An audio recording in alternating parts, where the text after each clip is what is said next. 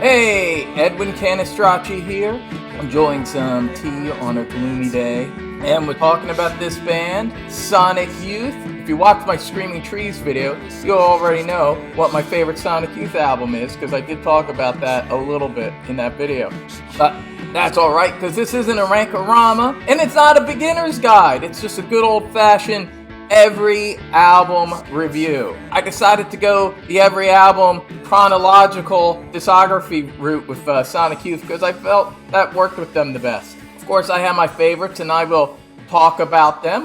You'll probably know what my 10 favorite Sonic Youth albums are by the end of this video. I'll mention it as I hit them. But I didn't want to do a rankorama of Sonic Youth because I feel like the evolution's important, and that's part of the fun, but it's a subtle evolution. After the first couple albums, the evolution's pretty obvious. It's pretty in your face. But after that, it's very subtle. But I feel like you gotta talk about that. So I want to kind of talk about Sonic Youth throughout the decades and how they evolved. And also, I didn't think it worked with a beginner's guide like I've done the beginner's guide videos for Kate Bush and the Melvins, because Sonic Youth, unlike those artists, I don't feel like their catalog is that eclectic or different, like where I have to help navigate people to which albums to hit first. With the exception of maybe like the first Sonic Youth album, for the most part, you could kind of hit Sonic Youth anywhere, and you're going to get a sense of what Sonic Youth sounds like, especially from their third album on. From EVOL on, it's pretty much subtle variations of the same thing. In their own way, they're kind of like a band like AC/DC or Motorhead, where you're going to love all their albums or none of their albums, because a lot of Sonic Youth albums do sound alike to untrained ears, to people who are not die-hard Sonic Youth fans. They're just going to hear it and say, wow, all these albums sound alike. But there are a lot of differences, and Sonic Youth fans know the differences between the albums, but it's subtle. And again, I will discuss the subtle evolution of Sonic Youth throughout the years. And here's the headline. They're one of my favorite bands. Yes, one of my all-time favorite bands. And I've been waiting. Every couple of years I've been thinking to myself, when am I going to do the Sonic Youth video? And I was feeling it out, waiting to see when it felt right. And today, it just felt right for some reason. So a little bit of my history of Sonic Youth. I got into them, I think like a lot of people, in the very early 90s because of their major label debut, Goo. That's right, from 1990. Yes, I saw the Cool Thing video. on MTV. There was Kim, awesome and cool, and oh man, that song. I was already a Public Enemy fan too, and Chuck D did a cameo in that song. But this song, it blew me away, and I've talked about this period in music quite a bit, from junior high to high school in the early 90s. It's a period where I was just getting into a lot of different kinds of music. By 1990, I had already graduated from like hard rock to thrash metal. I was listening to slightly more alternative metal bands like Faith No More. I was a big Faith No More fan, The Real Thing, loved that. And I was starting to tiptoe into a little bit of hip hop, Public Enemy, LL Cool J, which this song is actually about. It's about LL Cool J. We'll get a little bit more into that when we talk about Goo. Everyone has to have their labels for things, and I guess Sonic Youth is, I guess you'd call them alternative rock. I feel like Sonic Youth is just kind of Sonic Youth. I just think they're kind of unto themselves. Obviously, they had a lot of influence on indie rock. As you know from a lot of my videos, I'm not really into labels and all that. I'm for freedom, more freedom, not less freedom, and I'm not for labels. So there, you know that about me. So Sonic Youth, they're a sonic rock band. That's really what they are. They're a sonic rock band unto themselves. As soon as I saw the video for Cool Thing, it was one of those moments. It was like one of those moments, like just the year prior when I saw the Metallica video 1, that was a moment like that where suddenly my mind opened to another kind of music that I hadn't been into before. And then I listened to Fear of a Black Planet for the first time, and my mind opened up to a kind of music I wasn't into before, and this was another moment like that. So suddenly it's like, oh, this is really cool. I really like that guitar hook. I like the melody. I think Kim's sexy and really awesome, and I had to get this album. I immediately went out and got Goo, and I loved it. I was a big fan of it. I'll tell you about my opinion about it these days when we get to it. I think it was just actually within weeks. I went back to the record store. I had Goo on cassette, and I went back and I got another cassette, and I got the album right before it. That made sense to me. I'll get the album right before Goo. It was Daydream Nation. I hadn't even known the legendary status of Daydream Nation amongst underground rock fans. I just knew it was the album before Goo. So I got it, and whoa, mind blown again. Even more so. I was like, this album's even better. It's even better. I was blown away. And before you know it, I got Sister, and I got Bad Moon Rising. And I stopped there, which was probably for the good. Because I don't think I would have liked Confusion is Sex back then. But we'll talk about it when we get there. I had those 5 albums, everything from Bad Moon Rising up to Goo. And I think it was like the following year I got Smashing Pumpkins' first album, Gish, and I was getting into Nirvana and a lot of Seattle bands. And so that was like another tier of music that I got into. Like I went from hard rock like Aerosmith and AC/DC and Guns N' Roses to thrash to like Metallica and Testament, Megadeth, and then alternative rock, if that's what you want to call it. To me, these were all variations of hard rock and music that I loved, and I loved all this music still. Like I didn't stop liking AC/DC just because I got into Testament and Sonic Youth, you know what I mean? And I knew, this is the thing, even when I was going from junior high into high school, and I especially saw this in high school, everyone that kind of got into their, they had their niches, they had their groups, they had their tribes. I've never been a fan of tribalism. I just love music. That's the thing. I love music, and yeah, primarily I'd say rock music, but not just rock. As you know, I love R&B, funk, I love some jazz. I love a lot of music, and to me, Sonic Youth is pure music. In fact, I think if we're just talking about the evolution of guitar playing, to me there are 3 major evolutionary movements in guitar playing. You have one in the 60s via Jimi Hendrix. Jimi Hendrix, he changed and shaped the sound of electric guitar playing forever. In the late 70s, you had Eddie Van Halen. Eddie Van Halen changed the sound of guitar playing forever.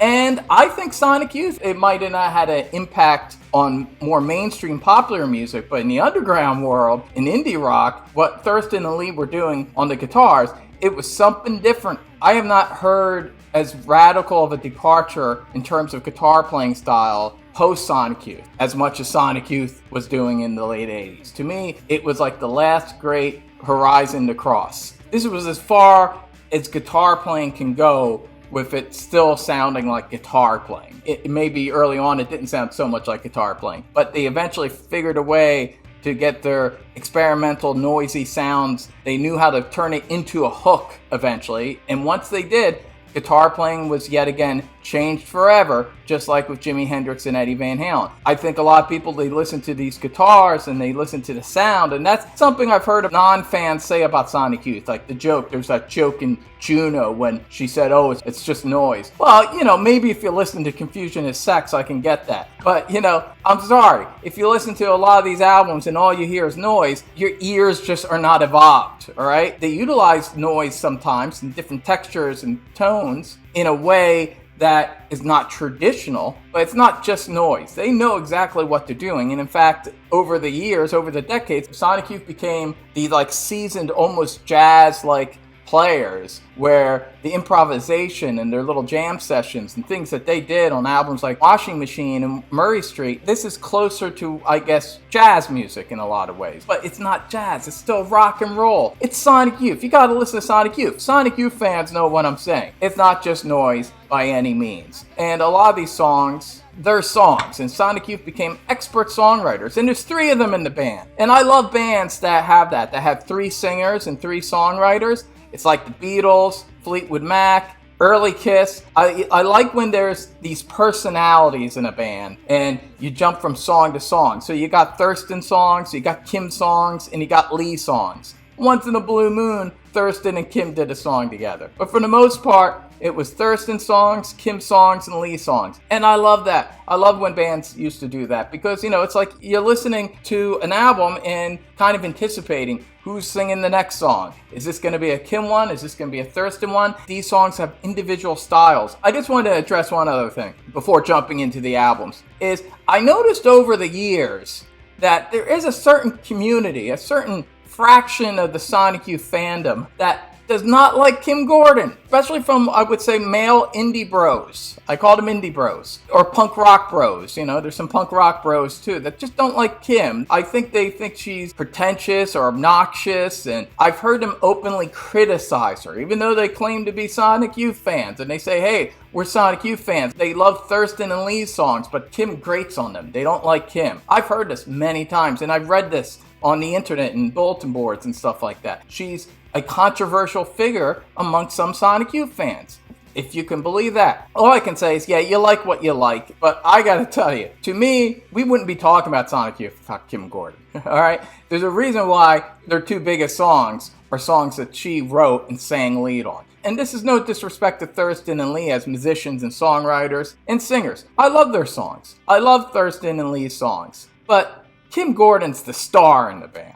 That's the thing. Kind of like Stevie Nicks and Fleetwood Mac. She's the star. She's the one that's a little more dynamic, has a little more personality, has some humor, which I think is the thing a lot of these indie bros don't like, because some of her songs, especially once we start to get into the 90s, she starts getting a little campy.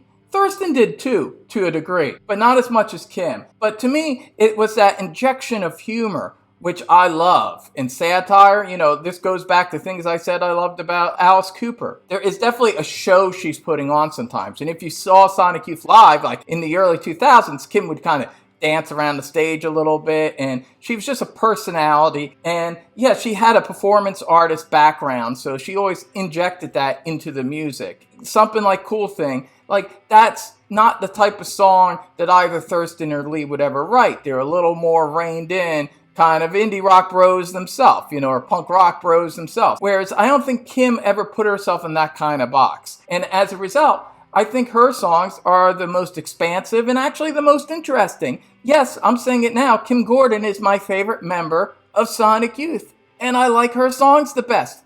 Again, love Thurston, love Lee. I would kind of rank them in that order. I'd say Kim, Thurston, Lee. That's the order of how I like their songs. I love all their songs, though, and I think it's great that we have all three of them on these albums. But to me, Kim, there's something about Kim that just shines the brightest. She's the star in the band, in my opinion, and I love Kim Gordon. I'm on Team Kim. So there you go.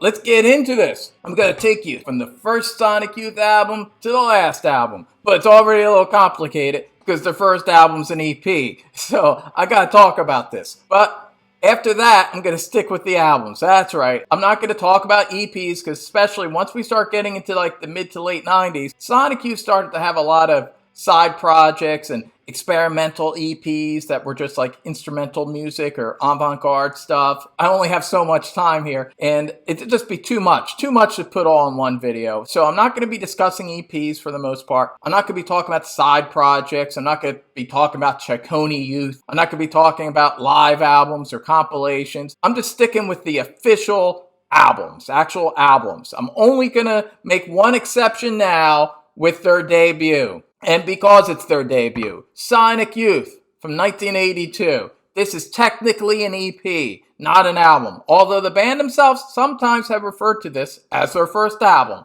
which is why I'm talking about it. I don't even know if this was available on CD back in the early 90s. I just know I never saw it, and this was like before the internet, so I didn't even know anything about it. I just knew about Confusion is Sex in the albums afterwards. I didn't get this album until there was like a remastered reissue that was an expanded edition with some live stuff that came out some years back. That's when I got it for the first time. It's definitely not a place to start with Sonic Youth, in my opinion. But it's not bad. It's not bad as far as debut underground EPs go. It has one song I do love, and it's a Kim Gordon song. What do you know? I Dreamed, I Dream. Great atmospheric kind of, very different for them, kind of atmospheric kind of post-punk song. I would say this album is kind of post-punk. Not really no wave, which we'll discuss more about with the next album, which is really their first album. But, I mean, there's no wave elements. There's definitely some noise and stuff, Burning Spear. Like, you know, it's definitely showcasing the fact that Sonic Youth do noisy, avant-garde things on their guitar. But there is kind of a post-punk vibe. The way that they sing and some of the bass lines have a little bit of a Joy Division vibe to it that you would not hear again ever again from Sonic Youth. So it has a little touch of a post-punk vibe that makes it a little different from their catalog. And apparently it's the only album of theirs where their tuning is traditional. You wouldn't know it if you listened to it. It does not sound that traditional. So an interesting debut, but not one of their stronger efforts, in my opinion. But I do love that one Kim Gordon song. But let's move on to what is really their first album, and that is from 1983, Confusion is Sex. Now, Confusion is Sex is an album I heard about for a year or two. I remember once I started hanging out with some punk rockers and some indie rock guys, I started hearing about Confusion is Sex. Like, I knew this one guy used to play the bongos. He actually passed away recently. Shout out to Clint Meister, my friend from the past who I was in a band with, who passed away this year. He was a cool guy, and I think he was one of the first people that brought up Confusion is Sex to me. When I told him I was like into Sonic Youth, I met him at a party. We went to 2 different school districts, but we lived in the same area, and we were at a party, and he said, yeah, you should listen to Confusion is Sex. That's their first album. It's awesome. And I eventually did. I eventually got it. I got it on CD. By this point, I was buying CDs and upgrading all my Sonic Youth albums. This was around when Experimental Jet Set was out. I was still riding high on the Sonic Youth thing. They were one of my favorite bands in the 90s. And so I got this album, and I liked it. I thought it was cool, but I gotta tell you, definitely if you're a beginner, unless you're already into underground, noisy punk rock music, or experimental music or avant-garde music, steer away from this album. This is definitely their most uncompromising, underground, and noisiest album. It's also, I would say, their heaviest album, but it's not heavy in a traditional sense. I mean, it sounds the way the album cover looks. It's very stark and dark and brutal. It's like a brutal album. It's heavy. Like, it's not an album I can listen to a lot. But once in a while, if I'm in a kind of a dark place, I will put on this album, and it has an impact. Sometimes I don't even think of this album as music, to be honest. This is what I think most people that don't like Sonic Youth think their albums sound like. This is an album that I can hear Little Juno say, it's just noise. Yeah, I can see why you would think this was just noise. I don't think it's just noise. I think it's avant-garde, artistic noise. It's like walking into a museum and seeing like a modern art exhibit, and you're seeing this gnarly piece of sculpture. It's art, but it's not necessarily something you want to look at every day. But, you check it out and you go, hey, that's kind of cool. That's kind of gnarly. I didn't know you can get metal to twist quite that way, and it's like that's what they're doing with the guitars. It's like, oh, I didn't know you could make a guitar sound like a giant hanging piece of metal scraping across another metal surface until it bursts into flames and scorches the earth. I didn't know you could make a guitar sound like that. That's cool. You don't want to always hear Sonic Apocalypse every day. Sometimes you just want to hear a groovy tune. Yeah, I would say this is my least favorite Sonic Youth album, but I do respect it, and as you can hear, I do enjoy it in a perverse way from time to time, and I do kind of recognize it as being some kind of underground no-wave masterpiece. That's right, and this would be peak no-wave, I guess. No-wave was a movement of underground rock music, if you want to call it rock music, underground music with guitars in New York City, where essentially it was noise rock. They made a lot of noise with their guitars, and they were fighting against what they saw were more conventional rock and roll structures in rock music. Eventually Sonic Youth found a way to utilize those more conventional rock structures, and ultimately it became the framework for their best music, in my opinion. So there's something to be said for conventional rock structures. I think the band themselves realized this is kind of a dead end. Like, what, we're just going to make albums like this for the rest of our lives? Not only do we need to make money, after a while it probably just gets boring. You want to kind of challenge yourself and write a song, and you go, hey, maybe I can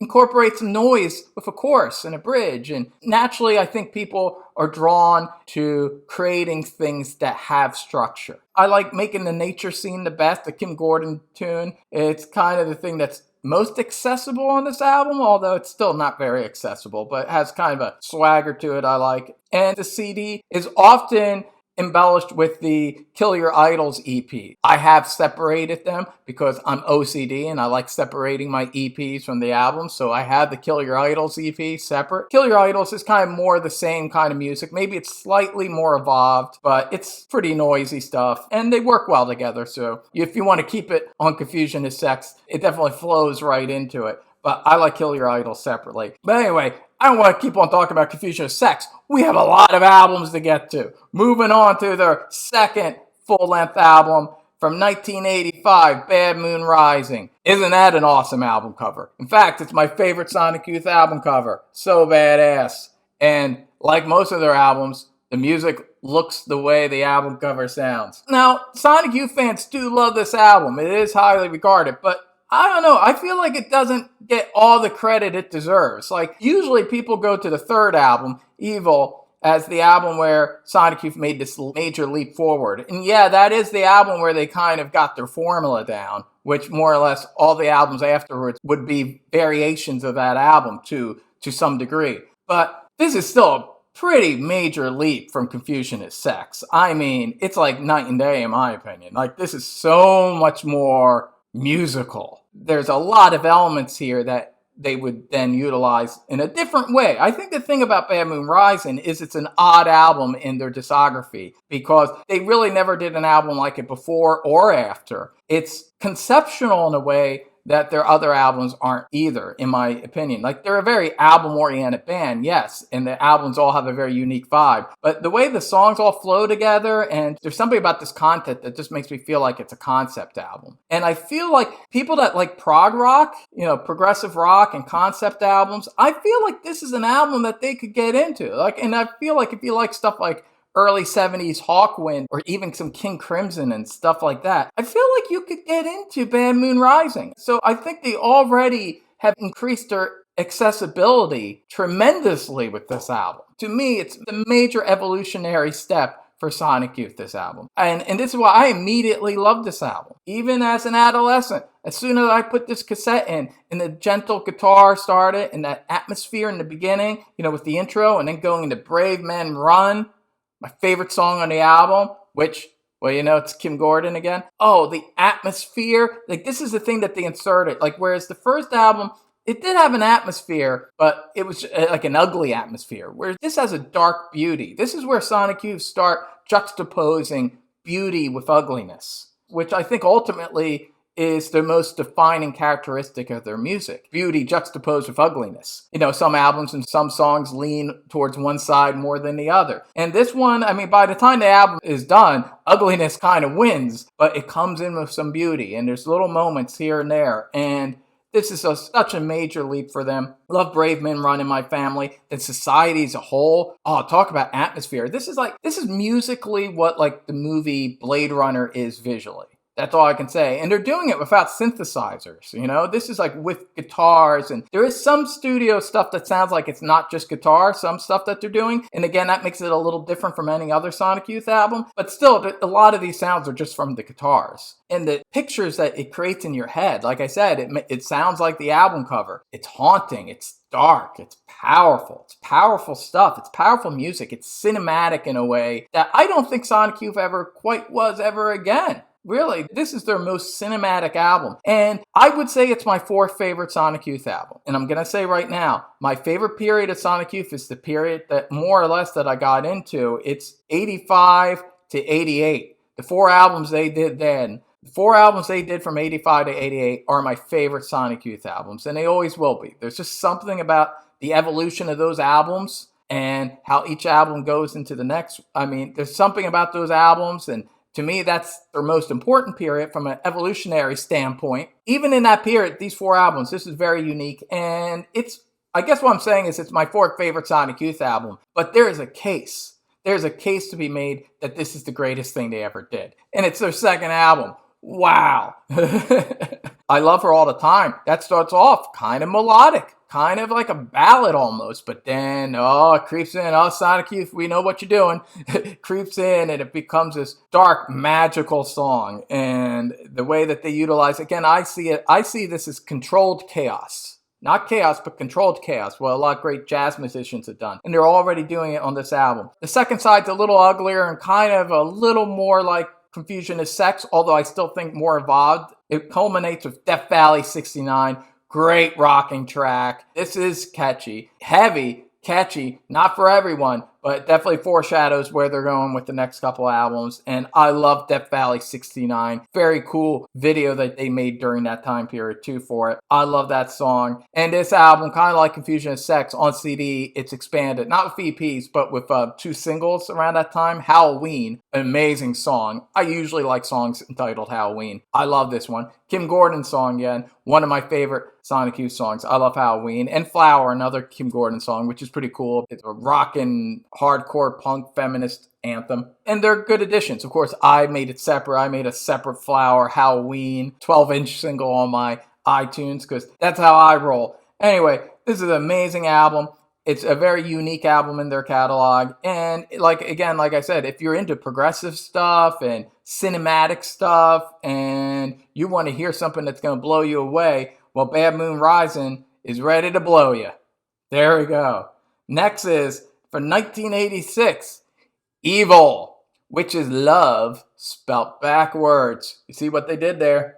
Amazing album. An amazing album. I would say this is my third favorite Sonic Youth album. Sometimes it's my second. My second and third sometimes battle it out. And hey, if you think this is your favorite Sonic Youth album, you're not wrong. It's amazing. It's one of 2 albums that was on SST Records, which is one of my favorite underground rock labels of the late 80s. And that's when I talked about Sonic Youth a little bit during the Screaming Trees videos, was because of the SST connection. And the aesthetic of SST albums were usually very high on the treble and distorted sounding. And there's a great atmosphere to those SST records that I love. And Sonic Youth fit right in. This is the album that a lot of fans cite as the album where Sonic Youth really became Sonic Youth. And even though there are moments, definite moments on Bad Moon Rising, EVOL, I would liken it to Motorhead's Overkill. Like, it's the album where they get their sound down. It might be a raw or more underground version of that sound, but they got the sound down. And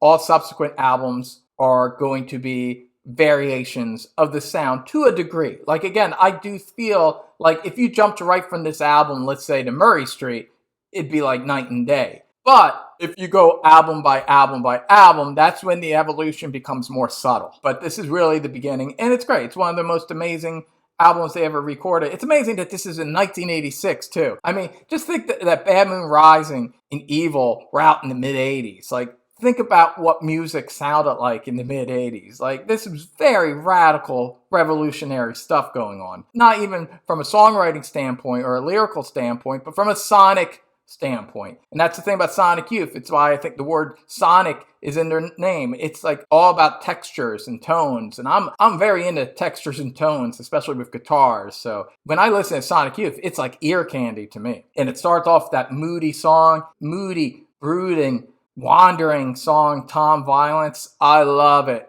Love it. This would sound like a lot of songs Thurston Moore would write and sing in his career. Great album opener. The next 2 songs are my 2 favorite songs on the album. And what do you know? They're Kim Gordon songs. Shadow of a Doubt. Amazing song. One of Kim's greatest songs. It's about the atmosphere. Remember I talked about the beauty? They would inject a lot of beauty. The atmosphere of the guitars are playing with guitar harmonics. It's very gentle, but then comes in like a crest of sensuality and violence comes in, and it's like a wave, but then it pulls you back and it's gentle again. And they're operating on a different level than most rock bands to have that control the chaos and utilize it when they need it and then pull it back. It's only 3 minutes and 32 seconds. In this song, it's like a shadow of a doubt. It's like a whisper. It's like a whisper that then screams and then comes back to a whisper again. It's one of the greatest Sonic Youth songs ever written. I love it. And then it goes into Star Power, another great Kim Gordon sung song, although Thurston did write this one. But Kim sings it, and it just has a lot of power to it. It sounds the way it sounds, star power. It's catchy. To me, this is a catchy song. It's definitely the most accessible song on the album. I guess you would say it's like a catchy indie rock, and kind of foreshadows a lot of stuff that, you would hear from a lot of bands like Smashing Pumpkins and stuff in the early 90s. It's one of the songs that helped change rock music, in my opinion. Love the atmosphere, love the production. Great song. Green Light's a great song, one of my favorite songs, another great Thurston song. And then some experimental stuff, some spoken word stuff that I run a little cold on the Sonic Youth spoken word beatnik, pseudo beatnik stuff sometimes. But the music sounds cool during that stuff. I think I put this third because I think the second half is not quite as strong as the first half for the most part, but I do love it. And it does end with one of their first epics, Expressway to Your Skull. Man, amazing song. Great Thurston Moore song, one of his best songs. Another song that has moments of beauty, but then it's like a tsunami, tidal wave of noise and chaos that envelops you and submerges you. And it's amazing. It's one of their greatest songs ever, a great epic. I love Expressway to Your Skull. Oh, I guess I should also mention EVOL's the first album of drummer Steve Shelley, who would become Sonic Youth's drummer forever. Yeah, he was their main drummer. Before that was a guy named Bob Burt, who I liked a lot, actually. But I could kind of hear how Steve Shelley's more restrained style helped them to evolve their sound and become more accessible. Bob Burt had more of an aggressive kind of punk style. Steve Shelley is a great drummer, and he helped them to grow and evolve and become a more accessible and improvisational band, too. I hear a little jazziness with Steve Shelley's playing. He has a swing that Bob Burt didn't quite have. So Steve Shelley definitely helped the band become more accessible, in my opinion. Observant people will notice I switched from tea to Cherry Vanilla Coke Zero. Now it's time for my favorite Sonic Youth album. That's right. People that watched the Screaming Trees video already knew this. But yes, this is my favorite Sonic Youth album, 1987's Sister. A masterpiece for the ages. Yeah, that's right. I throw around the word masterpiece a lot. But come on, this is Sister we're talking about. It's a goddamn masterpiece. Although to some people, it might be just a noisy rock record they can't get into. Anyway, it's SST Records again, their last one on SST Records, and the one that's most SST Records-ish.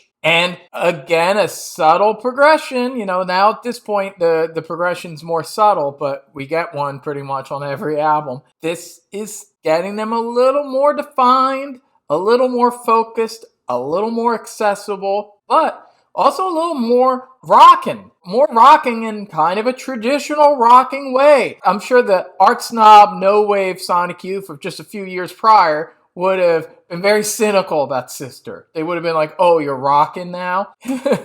But yeah, and I love rock and roll, so I'm glad Sonic Youth starts rocking. I'm thrilled that Sonic Youth started rocking, but rocking in an exceedingly innovative and imaginative way that no one ever rocked before. This is amazing stuff. I think this is actually even though I think the first two albums are heavier, I would say this is the most rockin' Sonic Youth album. If you know the difference between heaviness and rockin'. This has almost kind of if you're into heavy metal, this is one of the albums I would point you to. You wouldn't call it heavy metal, but it's possible, I think, to like heavy metal and like this album because it just rocks a little bit more. There's a power and focus to the songs, and they're all kind of snappy and catchy, and in their own Sonic Youth way have hooks. And you hear it right out of the gate with Schizophrenia.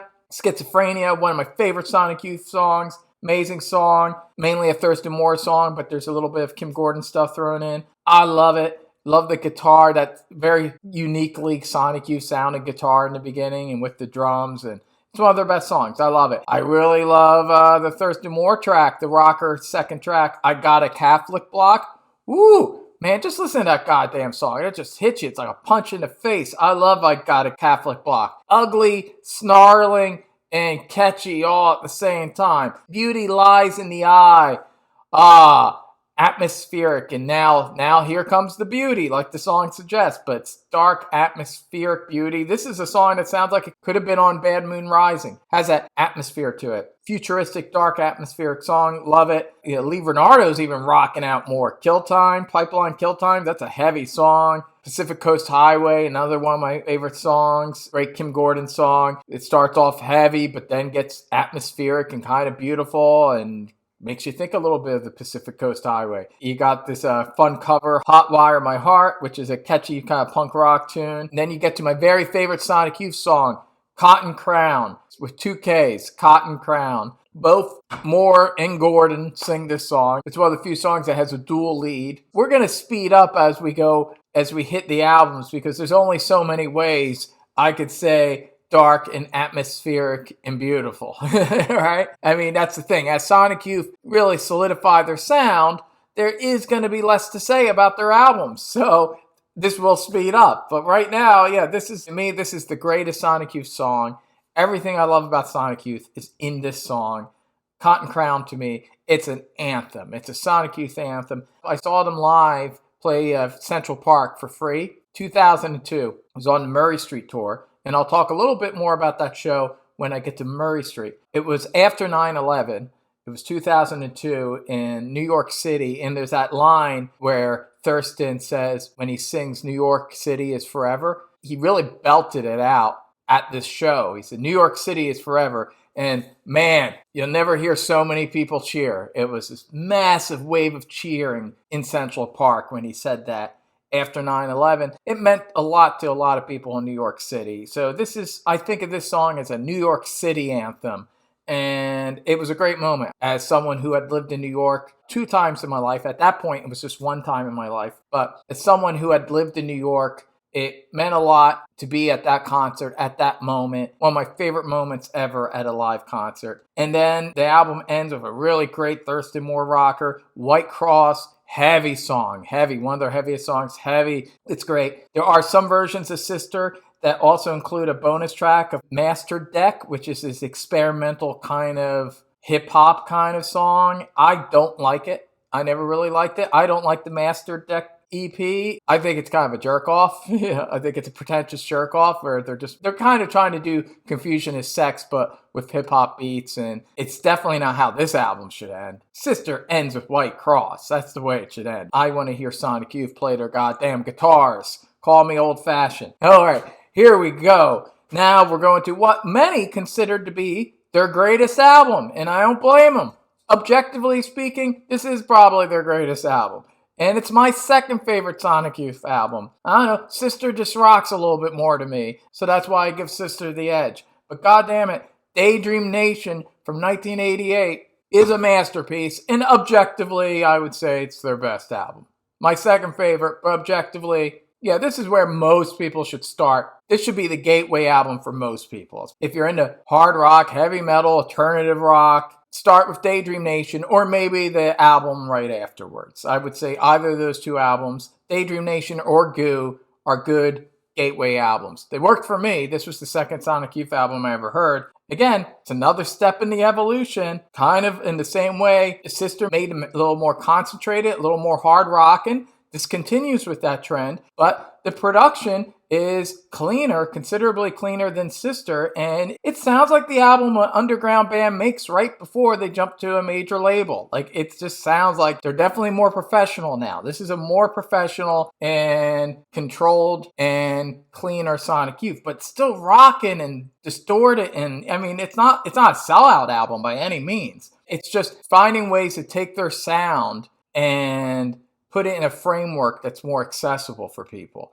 And creating songs like these are really songs. This is their songiest album yet. Starting off of Teenage Riot, it's an anthem, it's a classic, it's catchy as hell. In a perfect world, it'd be this song and not Smells Like Teen Spirit that ignited a whole generation. And I think that was the plan, because they were on Geffen first, and Goo came out before Nevermind, and they were the headliners on that tour, the Goo tour. Nirvana was the opening act, and it's because of Sonic Youth that Nirvana was on Geffen Records. Obviously, the plan with Sonic Youth was going to be the band that Nirvana became being. And I can hear why. I can hear why Nirvana is more accessible and why they were that band. But Sonic Youth, they were close. They were just a little too maybe just a little too artsy, a little too interesting, and just a little too much going on with their music that they were never going to be as successful as the more straightforward Nirvana. And that's just how it is. That's just how it is. Us Sonic Youth fans, we know that even though Nirvana is a great band, Sonic Youth is better. We know.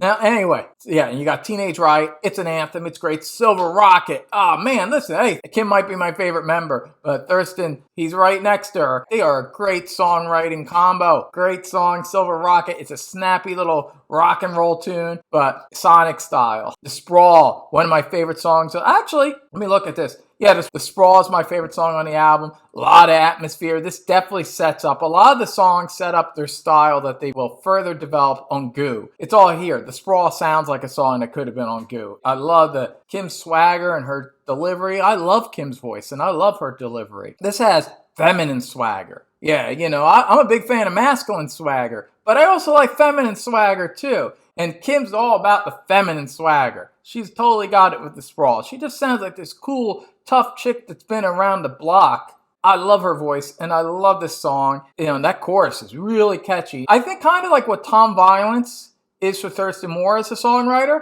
this song is for Kim Gordon. Like, you'd hear a lot of songs like The Sprawl on subsequent albums, and this is kind of the first time she did a song that sounded like this. So this is a very important song for Kim Gordon. And it's great. Cross the Breeze is another great Kim Gordon song. Lee Renardo has a lot of songs on this album. Actually, I don't know, correct me if I'm wrong. I feel like this is Sonic Youth album that has the most Lee on it. And they're great. Most of his best songs are on this album. Eric's Trip, great song. And also you got Hey Joni. I love the song. I want to say one thing about Lee, which should be mentioned. I don't know if I'm the first guy to say this, is he sounds just like Michael Stipe, but the music doesn't sound like R.E.M. That's what makes his vocals a little bit different. I say Kim is kind of a cool, tough chick. Thurston's like a snotty punk brat with a little bit of lazy cool. And Lee just sounds like a earnest folk rock singer. It's a different contrast, and that's what I like. Even though Lee is my third favorite member of the band, I like hearing that contrast of this different style, especially as a singer. Musically, though, even, his stuff is a little more earnest. He's not as ironic as Kim and Thurston or as political as they get, at least from what I sound like. It sounds like, for the most part, his music is more emotional and personal. It sounds like if Lee had it his way, he'd be more in a kind of just singer-songwriter indie rock band. But man, when they get together and do the crazy guitar stuff, that's when he's totally into Sonic Youth. But anyway, Hey Joni's a great song. Candle, one of Thurston Moore's greatest songs. Rocking, catchy, atmospheric, all the things I love about Sonic Youth in one goddamn song. Rain King, one of Lee's heaviest songs. Man, is that powerful. Kissability, one of Kim's songs, another song that kind of foreshadows later Kim Gordon songs. There's a lot of sensuality. A lot of sensuality in the music. Passionate. It's passionate music, you know, and that's the thing. Kim Gordon sometimes gets, I think, associated with a lot of irony and like, oh, they think she's pretentious or ironic. She's got a couple songs like that. But for the most part, I think her songs are very passionate and emotional and sensual. And she's a very unique and important female artist. I think one of the greatest of the late 20th century. So recognize.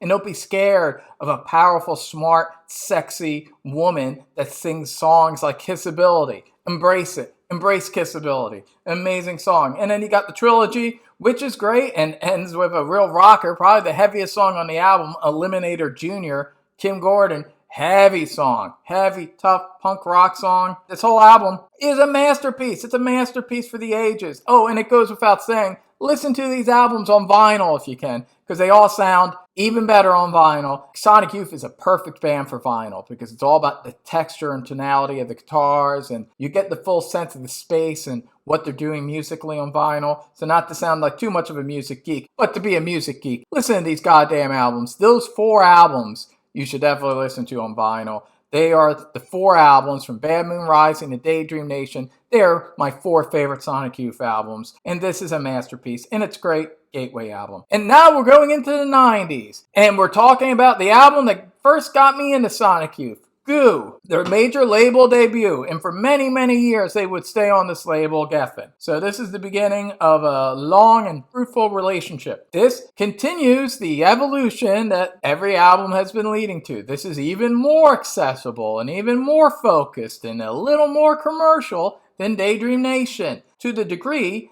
that a handful of Sonic Youth fans hate this album. That's right, now I'm going to address this group of Sonic Youth fans that hate Goo. Yeah, they're out there. Maybe one or two of you are even watching this. Okay, hey, we all like what we like. But I'll be honest, I don't get how you can love Daydream Nation and hate Goo. Because Goo sounds like the album right after Daydream Nation. Yeah, it's a little more accessible. It's a little more polished. But, man, I mean, just the songs alone. I mean, come on, Dirty Boots? Dirty Boots is one of their greatest songs. The atmosphere, I mean, he even says, it's just another Candle. This is like Candle Part 2, and they're opening the album with it. I love Dirty Boots. In fact, I think Dirty Boots is one of their greatest openers. One of their greatest songs. One of the greatest songs Thurston ever wrote. I think Thurston's singing is even better on this album. He keeps getting better and better than past albums. And the way it rocks and it kicks into the Dirty Boots part, man, I love it. Maybe that's a thing that some indie rock fans don't like, because this is the album where,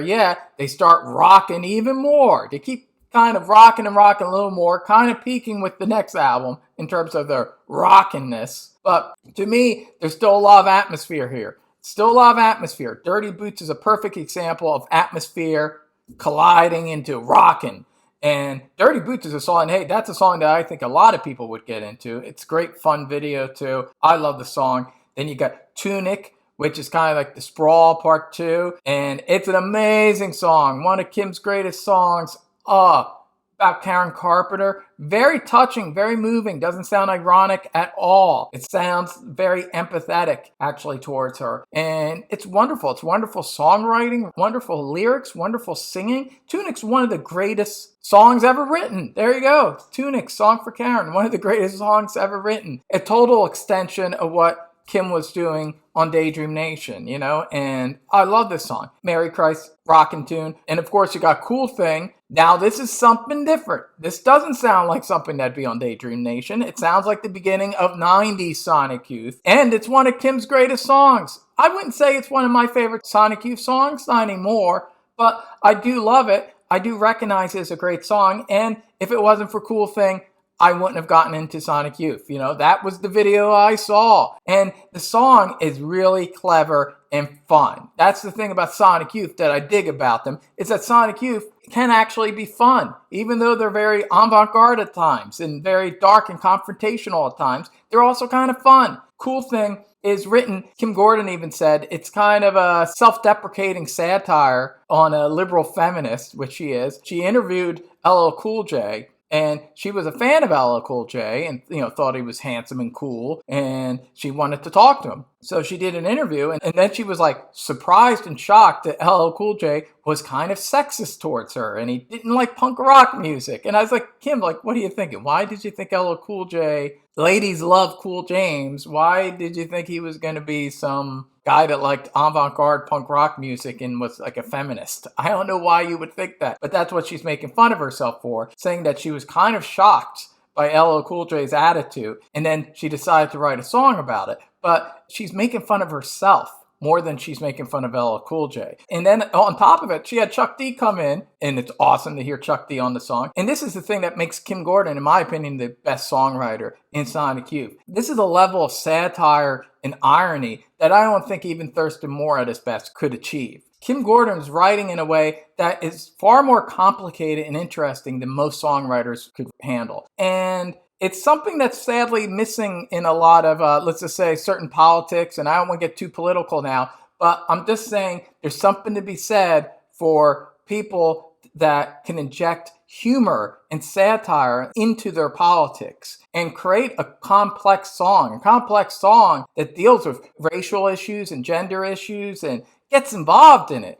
She's talking about all these things and Cool Thing, but it's hilarious. It's fun. And that's the thing, there used to be a lot of fun and sexuality and humor with leftist politics that you don't see so much, which is sad. And I think, unfortunately, a lot of just and noble causes are being sidelined because one side can point to the other side and say, look, they're humorless. They take themselves too seriously. They're self-righteous. There was a certain period from Abby Hoffman to Kim Gordon where it wasn't like that. and Norman Mailer and people like that, where they could kind of get in there and there was humor and they were gonzo and they were funny. Hunter S. Thompson, he's another example. George Carlin. These are the kind of people I look up to. And I wish that there was more stuff like this now. And I wish there was more music like this now. And I don't think Kim Gordon is recognized as much, obviously, as much as I think she should be. And I think Cool Thing, even though it's not one of my favorite Sonic Youth songs anymore,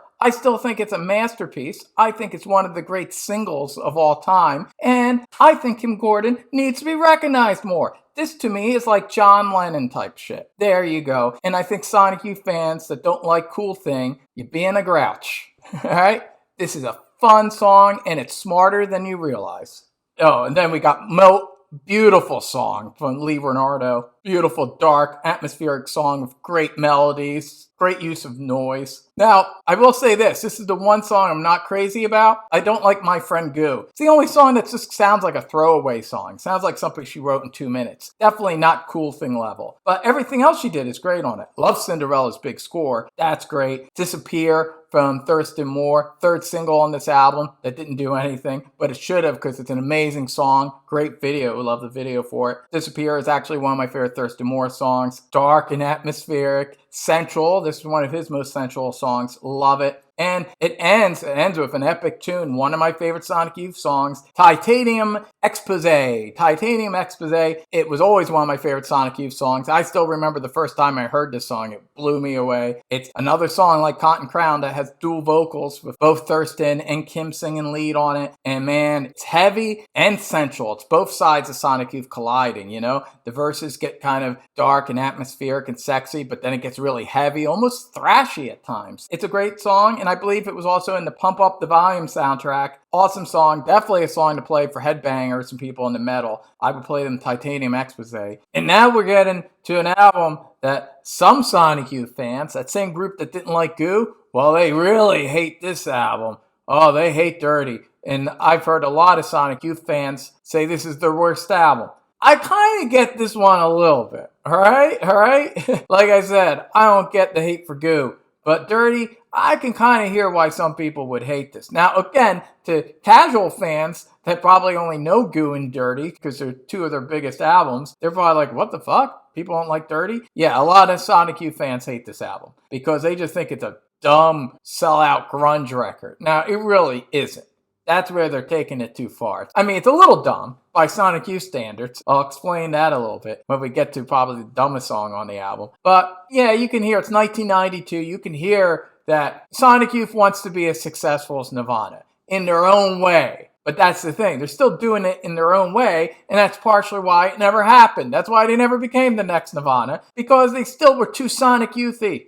All right? Even 100%. It has the Sonic Youth sound going on throughout it. In a weird way, this is more conventional and commercial and rocking out, but it's also kind of uglier sounding, this album. Like, they really kicked in the noise. I think they think the noise is kind of like their equivalent of being kind of heavy in a grunge way, but with their noise coming through. It doesn't have the grace and atmosphere and style of Goo, in my opinion. I think Goo is much better in this album for the most part, and I think this is one of their weakest albums. Yeah, this might be my least favorite Sonic Youth album, but I didn't tell you this before. I don't think Sonic Youth made any bad albums. That's right, this included. I don't think it's a bad album, but it's probably my least favorite. I know I said Confusion and Sex is my least favorite, but I'm overruling it. I'm saying it's this one. You know why? Because I think Confusion and Sex, when I'm in a mood for an album like that, it really delivers. But Dirty, I feel like if I'm in the mood for an album like Dirty, I'd rather just listen to Goo or Experimental Jet Set. That's the thing. It's somewhere in between those two albums. So because of that, I'm revising my ranking and saying this is my least favorite Sonic Youth album. But I don't think it's bad. And in fact, I think the biggest problem is just that it needed to get trimmed. It's 15 songs. CD age in full effect. 15 songs. And by the second half of this album, I'm listening to this album. It's always the same thing with Dirty. I'm listening to it, and for the first handful of songs, I'm thinking, why don't I listen to this album more? It's a pretty good album. I don't know why, Sonic Youth fans hate it. But by the time I get to, the 13th and 14th song, I'm like, stop. Fucking stop, Dirty. Right? You already passed all your best songs. and you're still going. You're still going. Just too many goddamn songs. And this is them at their most try hard with the whole rock out thing. And hey, I don't mind that so much because I love a lot of rock music. I love a lot of hard rock and heavy metal, so that doesn't bother me as much. But it does come off a little insincere at times. And like I said, it sacrifices some of the atmosphere. Now, there is one song, Teresa's Sound World, which to me, that's the best song on the album. So I give Thurston the win here, Teresa's Sound World. And to me, that sounds like that could have been on either Daydream Nation or Goo. It has that atmosphere. It has that beauty. It sounds like a lot of Sonic Youth songs, but hey, that's a good thing if you like Sonic Youth. I like Drunken Butterfly, Kim Gordon's Drunken Butterfly. It's definitely not going to be a cool thing. It's not that accessible, but it has a cool, dark, menacing groove, and I dig it. I think it's cool. I think it's a cool song. Sugarcane's probably my second favorite song on this album, so I am kind of giving the Thurston a lot of wins here. Sugarcane's a really catchy song. Really catchy song. Should have been a bigger hit, in my opinion, to me. It's a very catchy song. I do like it. Kind of a hippie jammy kind of song in a way. Very catchy. I like that. But Thurston also has the worst song on this album, which is, yeah, some of you know it's coming, Youth Against Fascism. Horrible. The worst Sonic Youth song ever. Remember what I was saying about Kim Gordon and about how clever she was with how she was inserting a lot of irony and satire with her politics with a song like Cool Thing? Well, this is the exact opposite of this. This shows you why I think Kim is smarter and a slightly better songwriter than Thurston Moore, because I don't think Thurston could have pulled off a Cool Thing, but instead he does Youth Against Fascism, which is just very heavy-handed. And he's wearing his politics right on his sleeve. It's also a dumb riff, I think. And it's trying to be like this anthem, and it's a shit song. It's a shit song, and it was one of the singles. And I think it really hurt this album. I look at it, it was the second single. Man, Sugarcane should have been the second single. And this shouldn't have been a single at all. It definitely, I think, hurt this album. That's not too good. I like On the Strip. On the Strip's a cool song. A little gooish, has some atmosphere. That's probably my second favorite Kim Gordon song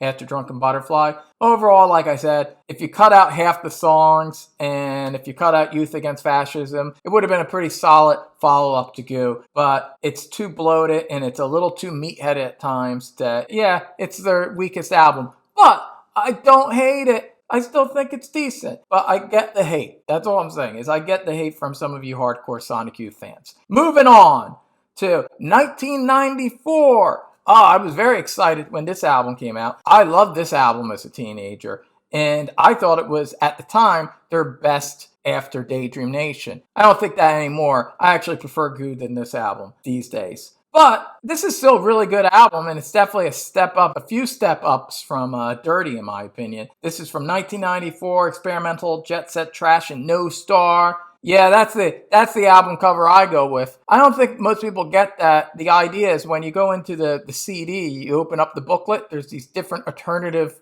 album covers. Each one's picked by a certain member of the band. And the idea is it's supposed to be like a choose your own album cover thing. So I don't think a lot of people get that. But anyway, I choose this one, which I think is vastly superior to the album cover that's on the front. I don't like that one so much. But this one I love. It's a great album cover. Just look at it. Anyway, this builds on a lot of stuff they've been doing with the past couple albums. But to me, kind of like what they were going for, Dirty, they achieved better on this album. And it has probably their second most known song, Bull in the Heather, Kim Gordon song. Classic. Love it. I love this song. Always loved it. I think it's one of the best Sonic Youth songs ever. And I think it's one of the greatest songs Kim Gordon wrote. And again, no disrespect to Thurston and Lee. I think they're great songwriters, but again, not on this level. Sorry, I don't think Thurston ever wrote a song as great as Bull in the Heather. And he wrote some great songs, but I just think this is like, to me, a top 5 Sonic Youth song. It's even better than Cool Thing. It's better than a lot of her songs. It's one of her best songs. It's an amazing song. It's perfect. It's a perfect song. It's both melodic, catchy, sexy, experimental, different, very uniquely Kim Gordon and Sonic Youth. It's an amazing song. If anything, it builds on some of the atmosphere going back to Shadow of a Doubt, but adds in the kind of fun and catchiness of Cool Thing. It combines a lot of elements. It also had a great video. Loved the video. Great video of Kathleen Hanna from Bikini Kill, who I'm also a fan of. I think she was a very beautiful, interesting, cool lady. Married to Ad Rock from the Beastie Boys. It's a great song. It's a 90s alternative rock classic, and it's a highlight on this album. and it's one of the reasons why Kim Gordon's my favorite member of Sonic Youth. And it's a great song to kind of play for people that have never listened to Sonic Youth before. And on a whole, I prefer Kim's songs on this album. Bone and Quest for the Cup, I love those songs. Quest for the Cup especially. That's a cool Kim Gordon kind of mid-90s style that she's introducing, which she explores even more so on the next album, Washing Machine, where this kind of rustic, swaggering cowgirl voice. Yeah, she gets this cowgirl kind of voice. It's very unique. It's a very, I never really heard anyone else make music that sounds quite like this, but it's catchy. It's a new kind of feminist rock music that has humor and sensuality. And if you like this idea, this swaggering New York City cowgirl that's going to give you these little nugget rock songs that take you to different places, it's amazing. It's amazing stuff. I love Quest for the Cup. And Doctor's Orders, that's another great song. Another great Kim Gordon song that sets up the next album, I think. Sly and sneaky. It's almost like she's making little movies. Kind of similar to Blue Oyster Cult a little bit. Like Joan Crawford has risen from the grave. That sounds like almost like a song that Kim Gordon, I could hear her covering. It has the quality that Blue Oyster Cult has, where there's a lot of irony, there's a lot of humor, and there's a cinematic quality. And you hear that in a lot of this stuff. In Doctor's Orders, amazing song. Thurston has a few moments on this album. I like Tokyo Eye a lot. But a lot of his stuff is a little like his dirty stuff. It's a little meat-headed. And this is kind of the last time we hear Thurston being this way, which is good. Where he's a little meat-headed and still trying to be kind of punk and hard, and it just doesn't come off. He's not like a hard guy. So when he does, it comes off as kind of insincere. And this has probably the second worst Sonic Youth song. Kind of sounds like a companion piece to Youth Against Fascism. In the mind of the bourgeoisie reader. Shit song. Horrible song. Sorry, Thurston, but these lyrics are dumb. Just to me, Kim's writing on a much more sophisticated level lyrically than Thurston is here. Now, Thurston does improve and gets much, much, much better on the next album. So don't think I'm just going to be hating on Thurston the whole time. But during Dirty and Experimental Jet Set, I think Thurston's he was writing some stupid shit. Few gems here and there, but a lot of stupid shit. And to me, Kim was staying more consistent. So anyway, Experimental Jet Set, it's a little bit of a mixed bag, but it's tighter and better than Dirty. So there you go. There you go. Another album that I think isn't a bad gateway album, especially to people who like alternative rock, or grunge and a lot of 90s music. This is definitely an album to check out. Also, like I said, even if you like some more experimental gonzo pop rock or hard rock like Blue Oyster Cult, give this album a chance. I think you might dig it. Okay, then we get to their 90s masterpiece, Washing Machine, from 1995. A lot of Sonic Youth fans think this is their best album. That's right, I've heard. It's either Daydream Nation, Sister, I hear a few EVOLs, and this album. Yeah, this is the only kind of post-Daydream Nation album that I hear a lot of Sonic Youth fans cite as their favorite Sonic Youth album. And I can understand why. Me, I'd say it's my 7th favorite Sonic Youth album. I still would put that run from 85 to 88, those 4 albums, Bad Moon Rising, EVOL, Sister, and Daydream Nation, ahead of it. And there's 2 albums that we didn't get to yet, I would put ahead of it. But only by a little bit. They're pretty close. But so this would be my 7th favorite album. Edges out Goo, which is actually my 8th favorite album. So Goo's my 8th favorite album. So there you go. This is their best 90s album. Although I would recommend new fans to listen to Goo and Experimental Jet Set and those other 4 albums from the late 80s, I would recommend before hearing this album. It has its accessible moments, but it also has less accessible moments if you're not already kind of down the rabbit hole of Sonic Youth. If you're down the rabbit hole of Sonic Youth, then by all means go to Washing Machine. You will love it. It's perhaps the most Sonic Youthiest of all their albums. It's the Rosetta Stone of 80s and early 90s Sonic Youth and late 90s and 2000s Sonic Youth. This is the eye of the storm, the eye of the Sonic storm. This is where a lot of things come together. And Thurston finally shakes off that try-hard punk rocker anthem guy stuff that he was doing, and now he's bringing back the stuff he was doing like in the late 80s and on Goo, I think, where his stuff had more atmosphere, more sensuality, the lyrics are more abstract again, more artful, and then it has one of his greatest songs, which we'll get to in a minute. But Kim, she's continuing with what she started doing, especially with Experimental Jet Set. Her songs are just really, really interesting on this album, and they're dark and catchy because the album opener, one of Kim's greatest songs, sly, sneaky, sounds like a panther. It's funny because she was referencing LL Cool J and Cool Thing and how he's walking like a panther. Well, now Kim's the panther, and it's a dark, sensual, menacing sounding song. Has that swagger. Like I said, it has a New York swagger to it. Love it. Junkie's Promise, great Thurston Moore song. Kind of subtle, doesn't hit you right away. You gotta listen to it a few times, but man, it's great. It's kind of funny that he's singing about inflation, but I kind of like it. It's an interesting, nuanced, dark, new kind of punk rock influence song from Thurston. More sophisticated than what he was doing in the past couple albums, in my opinion. Saucer-like. Great Lee song. Love it. Love the guitar work. Love atmosphere. Kind of trippy. This album really starts bringing in a psychedelic element. This will be a big thing that defines Sonic Youth for the next 10 years, is this element of psychedelia that gets inserted with this album and with songs like Saucer, where they really are getting to the point with their guitar playing, and Kim's also playing guitar as well on this album, but they start getting, I wouldn't say they're a little jammy. They get even a little jammier later on, but they're learning to experiment with their guitars in a more jazzy-like way, where it's not just about waves and noise, but different texture and nuance, and there's some noise here and there, especially with the last track, but they're doing a lot of different stuff with the guitar. It's very expansive, and it's amazing. Washing Machine, the title track, great. Kim Gordon, epic classic, almost 10 minutes long.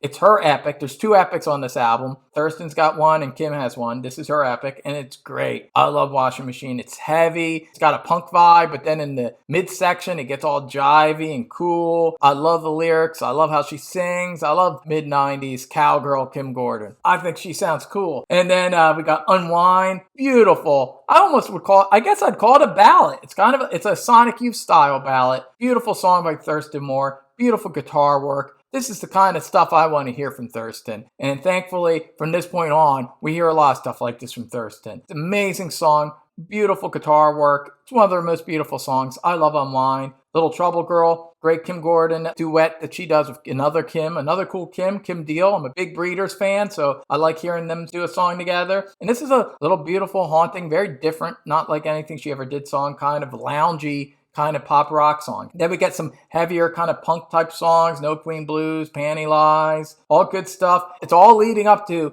the great epic on this album, The Diamond Sea, which is the longest song that Sonic Youth ever did, 20 minutes long. It's like what Echoes is for Pink Floyd, The Diamond Sea is for Sonic Youth. It's one of their greatest epic songs ever. Actually, I think it is their greatest epic song. And it's one of Thurston's greatest songs he ever wrote. Like I said, Thurston's totally redeemed himself for some of those clunkers from the last two albums. The Diamond Sea is an amazing song. Comes on so gentle, so beautiful, so rich melodically. This is like one of the most melodic songs that Sonic Youth ever wrote. There was an edited version that they released as a single because the song was so melodic and catchy.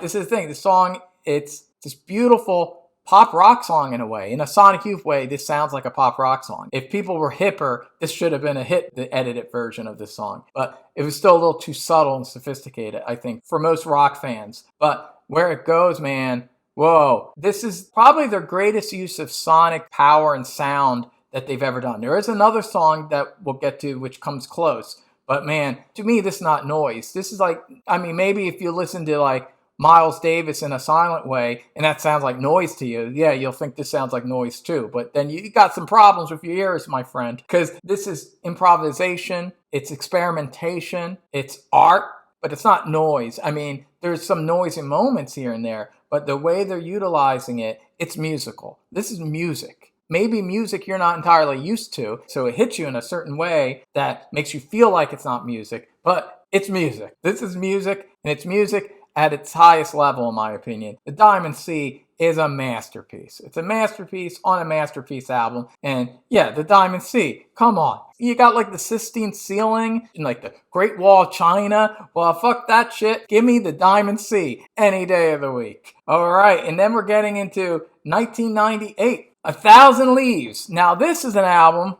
I have a sordid history with. When I first heard it, I was very disappointed. I didn't like it. I felt after Washing Machine and Jet Set, I felt this was a big nosedive. Now, I like it better in Jet Set. And I think it's a great follow-up to Washing Machine. I still don't think it's as great as Washing Machine, and I don't think it's as great as a couple other albums afterwards, but it's a great album. It's a great follow-up. It builds on a lot of the same stuff, a lot of the stuff they were doing in Washing Machine.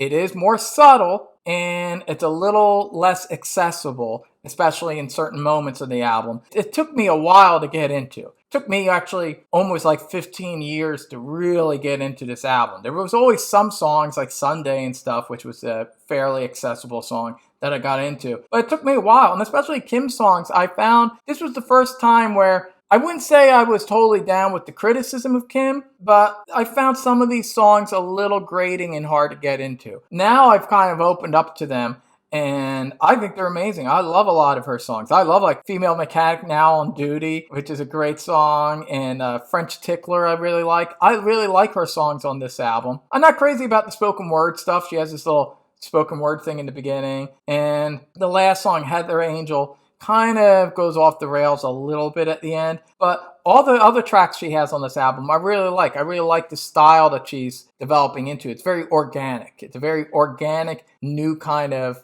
feminist punk rock music that's abstract and sexy and cool. It sounds like an evolution from what she's been doing in the mid-90s so far. And Thurston has some really great songs. I love Wildflower Soul. It's a beautiful song. Kind of foreshadows where they're going to be going in the 21st century. A little touch of psychedelia, a little hippie-ish. I love the vibe. I love the soul. I love the music. But my favorite song on the album, for the first time, I'm giving one to Mr. Renardo. That's right. Lee Renardo has my favorite song on the album, which is Karen Coltrane. 2 Ks again, kind of like Cotton Crown. Karen Coltrane, an amazing song. My favorite song on this album, and my favorite song that Lee Renardo ever wrote and sang. An amazing song. It really creeps in there. It didn't hit me the first couple times I listened to this album, but in recent years, whenever I listen to this album, I'm always anticipating getting to Karen Coltrane. It's an amazing song. It's dark. It's atmospheric. Adjectives you've heard me say again and again with Sonic Youth. But the experimentation on this song, the places it goes to, the different sounds, it's a trip, you know. To me, this is very similar. You know, you got the word Coltrane in there. Well, this is like jazz. If you listen to a lot of jazz, especially like late 60s, early 70s fusion, I'm a big fan of Miles Davis fusion period, like In a Silent Way and Jack Johnson, Big Fun, Live Evil, Bitches Brew. I love all those albums. To me, it's kind of like that. It's not like funky like that stuff, and it doesn't really sound like jazz, but it has that spirit, and it has that sense of adventure that you're really going on a journey. Going on a musical journey with this song, and it takes you to a lot of places. It's a 10-minute song, and I love it. It's a roaming, nocturnal, musical masterpiece. It's Lee's great epic. If Thurston's great epic is the Diamond Sea, this is Lee's great epic. This is a great album. It takes some time to really sink in, but once it does, it's a very full and rich and rewarding listen. But definitely not one of the first, or I would say even in the first 10 Sonic Youth albums that new fans should get. It's definitely something that you need to really be deep into Sonic Youth before you can appreciate an album like this. It doesn't help that it has also one of the worst Sonic Youth album covers. That album cover is shit. Horrible. But the album is much better than the album cover. Okay, then we get into their first album from the 2000s, NYC Ghost and Flowers. This is another album that when I first heard it, I was even more disappointed. Yes, this marks a moment where I kind of stopped being a Sonic Youth fan for about 2 years. I mean, I still like the classic albums, and I still love those albums from the 80s, and, you know, still liked Washing Machine, but I kind of listened to this album and thought, oh, Sonic Youth's running out of ideas, or they're really getting pretentious now, and I just can't get into these songs. At the time, I didn't really like 1,000 Leaves either, so I kind of was like, I'm done. I'm not getting the next Sonic Youth album. That's what I thought. I thought, this is it. I'm kind of done with Sonic Youth.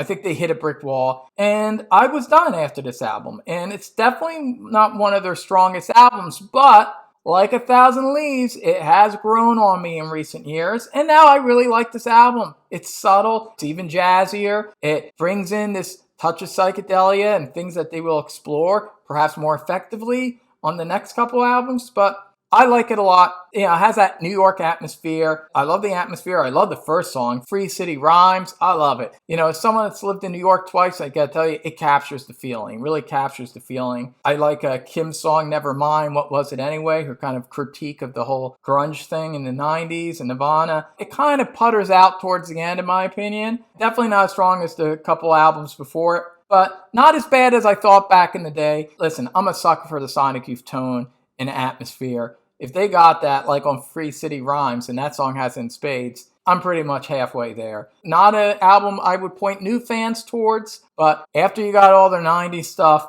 get this. And I think it's better and dirty. So there you go. And like the last album, not a great album cover, But don't worry, their album covers start getting good again. And the albums start getting really good again. And this is when we're going to talk about their big comeback, their creative comeback, that is. And a lot of people agree with me on this one. And we're talking about 2002's Murray Street, one of my favorite Sonic Youth albums. And to give you a little backstory here, this brings us back to that awesome free concert in Central Park in 2002 that I saw. Like I said, with the last album, I decided I wasn't going to be buying any new Sonic Youth albums. Of course, wouldn't it be the case that I decided to stop getting Sonic Youth albums right as they were about to release an album that would quickly become one of my favorite albums of theirs? Totally slept on this album when it first came out, but shortly after, I couldn't resist a free concert. Me and some friends were seeing the free concert in Central Park for Sonic Youth, and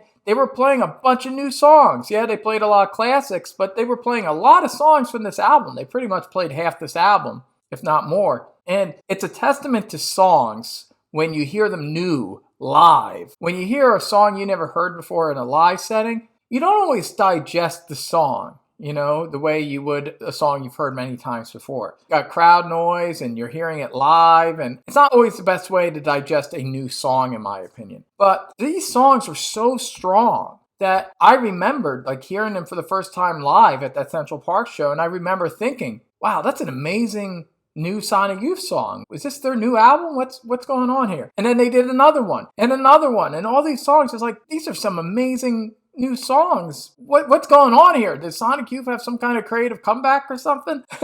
And then immediately after the concert, yes, I went and I bought the new album and I read it online. Now the internet was a player, and I read, and a lot of people were saying, yeah, this was one of their best albums in a long time. And this album is one of two albums that features also another guitarist, Jim O'Rourke, who is an experimental underground producer and songwriter and instrumentalist, multi-instrumentalist and guitarist. I got to check out more Jim O'Rourke records. I'm not an expert when it comes to his music, but I know he's a big Nicholas Roeg fan, who's one of my favorite filmmakers. He's named a lot of albums after his movies. So I'm going to deep dive into Jim O'Rourke in the near future. I've been saying this for years now, but I'm going to really do it. I'm going to really do it this time. I should, because I love the two albums that he plays on with Sonic Youth. And by adding this extra guitarist, they're becoming, I guess you could say, a little jammier, more psychedelic, a little jazzier. The music is looser and more improvisational. But at the same time, this is the greatest collection of songs they have done, I think, at this point, since Daydream Nation. Yeah, I like this album a little bit better than Washing Machine.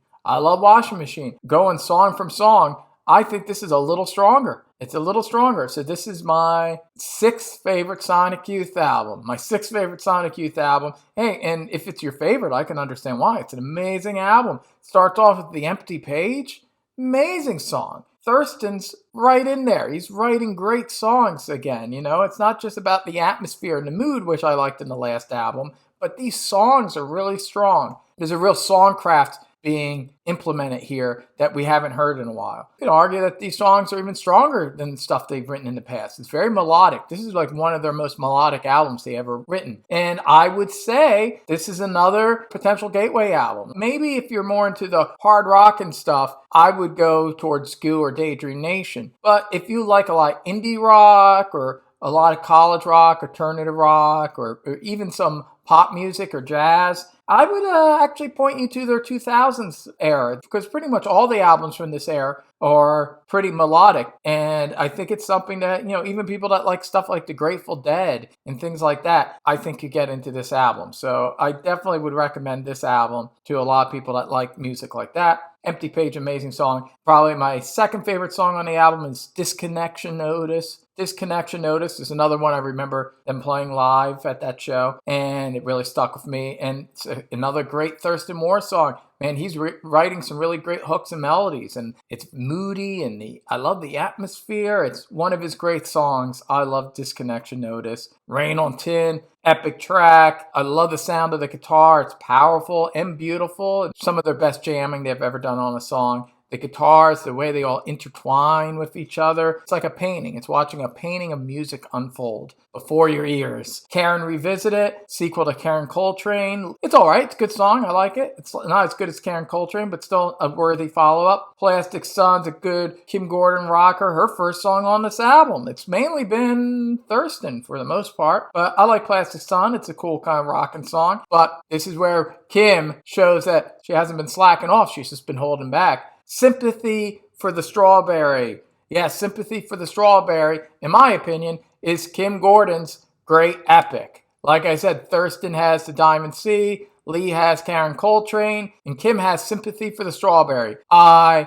love this song, and it's my favorite song on the album. So Kim comes in strong at the end. It's a 9-minute song. It starts off with so much atmosphere. Again, I'm a sucker for atmosphere. I love the production. I love the sounds of the guitars. Who else can make guitars sound like this? It just sounds like a sonic landscape. And this song it calls to mind some of the stuff going back to Bad Moon Rising. It's like a journey where it creates like a cinematic landscape like that album did, but also has touches of beauty, melodic beauty, and sensuality. Kim really gets you in there. You feel like you're experiencing, female desire, if that's what this song's about. It's an amazing song. One of the greatest songs Kim Gordon ever wrote. It's a top 5 Sonic Youth song, in my opinion. It's one of my favorite songs. And I love this whole album. It's one of their best albums and a great gateway album for people that like jammy, psychedelic, progressive rock. So there you go. Now I was a Sonic Youth fan again. I remember after Murray Street, I was like, oh my God, this is so good. Now I was on the lookout for when their new album came out. And I remember one day in the afternoon, I was moved back from New York, and I was living back in Bucks County, Pennsylvania for a while there. And I remember on a college radio station, I think it was Princeton, and I heard the song Unmade Bed. And the DJ said it was from the upcoming Sonic Youth album, Sonic Nurse. As soon as I heard Unmade Bed, I heard that this was more the kind of music that was on Murray Street. So I was very excited. Amazing song, Unmade Bed. One of Thurston Moore's greatest songs. Again, atmosphere, sensual, sophisticated in its simplicity. Oh, I love that guitar workout and the guitar solo in the middle of the song. One of Thurston's greatest songs. I love Unmade Bed. It's like about the scrappy kind of ne'er-do-well guy. It's one of their greatest songs. And the whole album is amazing. I love it even more than Murray Street. Yeah, it's only those 4 albums from 85 to 88 that I would put ahead of this. So this is my favorite Sonic Youth album, post Daydream Nation. So there you go. That's why I'm wearing the Sonic Nurse t-shirt, representing. I don't hear enough people talk about this album. It's an amazing album. Love the album artwork too. The album art is amazing. They're totally back in there again. This is everything I would want from a Sonic Youth album. Pattern recognition. First song, Kim Gordon. Sounds straight off of Daydream Nation. That chorus is so catchy. The perfect balance of noise, rock, and hooks. I love it. The way it goes into Unmade Bed is great. Dripping Dream. Great song. Both Kim and Thurston are at the top of their game on this album. These songs are amazing. Stones, one of my favorite songs on the album. Probably like my 3rd favorite song on the album after the first 2 tracks. I love Stones. It's a Thurston song. Creepy, kind of dark, almost even a little bluesy in a Sonic Youth kind of way. This music now, at this point, Sonic Youth sound like they're totally in control of what they do. There's a sleight of hand to it now, which they didn't quite have before. Not to this level. Even more so than on Murray Street. It sounds like Murray Street is where they really first kind of discovered their sleight of hand. And now this is the album where they know they got it. They know they can go out there and just kind of be loose and free with this music, but yet keep it within a framework, this melodic framework and structure that sounds effortless. This is a seasoned band at the peak of their abilities, in my opinion. New Hampshire, great song, great Thurston song, love it. I Love You Golden Blue, beautiful, atmospheric, Kim Gordon ballad. Yeah, this is like a ballad, love song, but the way it comes in slowly, so sexy, and it's a magical song. It's her flip side to Unmade Bed. You got Unmade Bed is Thurston's scrappy ne'er-do-well kind of sexy song, and I Love You Golden Blue is Kim's answer to that. It's the woman kind of opening herself up to that ne'er-do-well guy. And Peace Attack, which is all right, not one of the stronger songs on the album, but probably has something to do with the war and terror would be my guess. A little bit better than the kind of political songs that Thurston Moore was writing in the early to mid-90s. And I'm against war, so right on. Fuck war. But don't fuck this album unless you plan to do it in a sexy, Unmade Bed, Love You Golden Blue kind of way. Anyway, I love Sonic Nurse. One of my favorite Sonic Youth albums. My favorite album post Daydream Nation. I'm all about dark, sexy atmosphere. And Sonic Nurse is all about sexy, dark atmosphere. Then we get to their second to last album from 2006, Rather Ripped. Hey, by the time this album came out, I was totally committed to new 21st century Sonic Youth. I was a big fan, not just of their old stuff, but their new stuff. And that's always great when you love a band, and it's not just about the old stuff, when you're actually looking forward to their new albums. And this was the case. And when Rather Ripped came out, I was psyched for it, and it was another great album. I was like, damn, Sonic Youth is hitting some kind of streak here. I would say this is probably their most melodic and catchy album they ever recorded. Leave it to Sonic Youth, though, to wait until 2006 to release the album they probably should have released back in 1992. Like, this should have been the follow-up to Goo. You know, this might have put them over the edge. I can actually hear Incinerate being like a buzz clip hit in the early 90s, you know? This is their catchiest album they've ever done. It's amazing. They did it in 2006. Again, showing you that Sonic Youth at this point, they were really putting a lot of emphasis on songcraft. They were putting a lot of emphasis on songcraft here, and this is just filled with gems. This is just filled with gems. Rather Ripped is a great album. I would say that this is probably my 9th favorite Sonic Youth album. It's very accessible, it's very catchy, but it doesn't have quite the same darkness and power as some of the albums that I like at the top. This has a little less of the dark atmosphere than like Sonic Nurse and some of the other albums. But it's still an amazing album. You know, and don't get me wrong, there's some atmosphere, especially the first track, Rena. Love Rena. Great Kim Gordon track. Very catchy. All these songs are much shorter now. It's their idea of a pop album. I'd say it's kind of indie rock pop album where they utilize the Sonic Youth sound, but in a very focused and accessible way. Incinerate, which I mentioned earlier, great Thurston Moore song, classic Thurston Moore song. Sounds like a hit, should have been a hit. Great song. Do You Believe in Rapture? Kind of sounds like the Velvet Underground. Yeah, very Velvet Underground-y kind of song. Beautiful song, like that. Sleeping Around's a fun rockin' song, like that song a lot. The Neutral's a great Kim Gordon song, kind of an indie rock song, very melodic. Pretty good. I think the first half is stronger than the second half, which is another reason why I would put 8 albums ahead of this. But still, hey, in 2006, they released my 9th favorite Sonic Youth album. So not so bad, Sonic Youth. This was actually the last album they released for Geffen. So it's kind of like, I don't know, is this a kind of a subtle middle finger to release your most poppy and accessible album as your last album? I don't know. Not that it mattered. In 2006, it wasn't like Sonic Youth was going to cross over at this point. Plus, the music scene was now lame. So it didn't matter how catchy and melodic this album was. Sonic Youth was never going to cross over to the mainstream, sadly.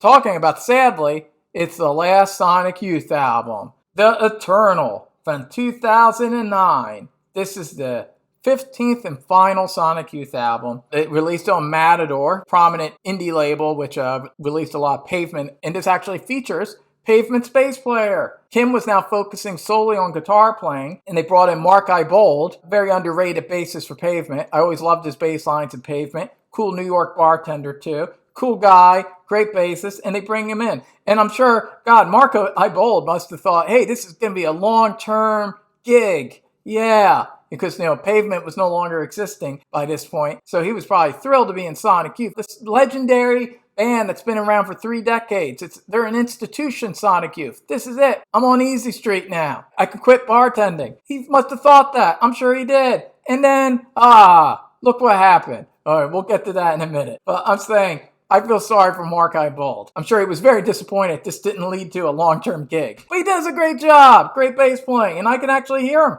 I can actually hear what he adds to the songs. His distorted, fat kind of pavement bass lines do kind of crest to the surface from time to time on this album. And I think it works, and I think he was a good addition.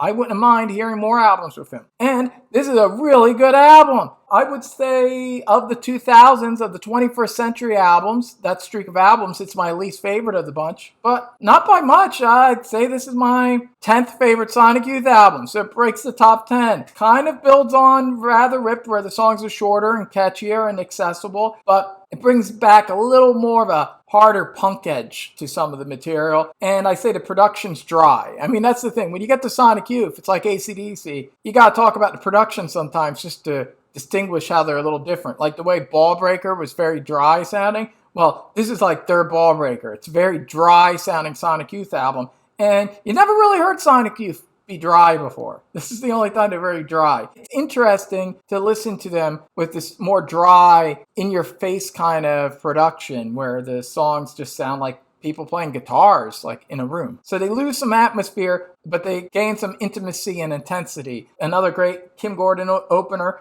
She's now 3 great openers in a row. Sacred Trickster, great catchy little punk rock kind of song. Antenna's a really catchy, great song. I like that song a lot. I like every song on this album. Poison Arrow's great song. I think the second half is actually stronger than the first half. Some of my favorite songs are actually the last 3 songs. No Way, great Thurston Moore song, very catchy melodies and hooks. Walking Blue, which is my favorite song on the album. There you go, Mr. Renardo. I love Walking Blue. Great song, great hooks, very kind of almost 60s rock kind of sounding. Has a little bit of that psychedelia that they've had throughout the 21st century. A little creamish almost, a little cream-esque. But I love Walking Blue. And then probably my second favorite song on the album is the last song, another great Kim Gordon epic, Massage the History. I don't know all the details of her and Thurston's split. I know that she caught him cheating on her via a text message that she uncovered. I know that, unfortunately.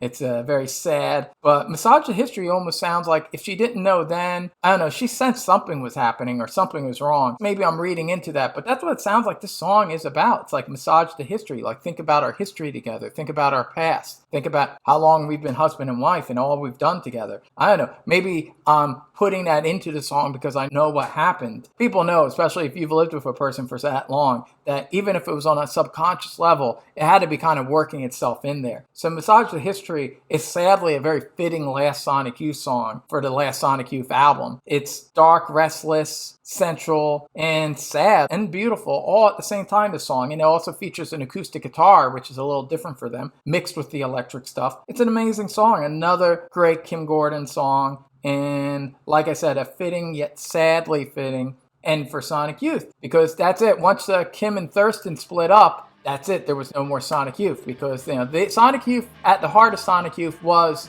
Kim and Thurston's relationship. It was both a romantic and artistic marriage. They were together as partners. You couldn't separate the two. They were in too deep. There was no way that Thurston and Kim could just still be friends and pros and play together. It just wasn't going to happen. Obviously, just listen to their music.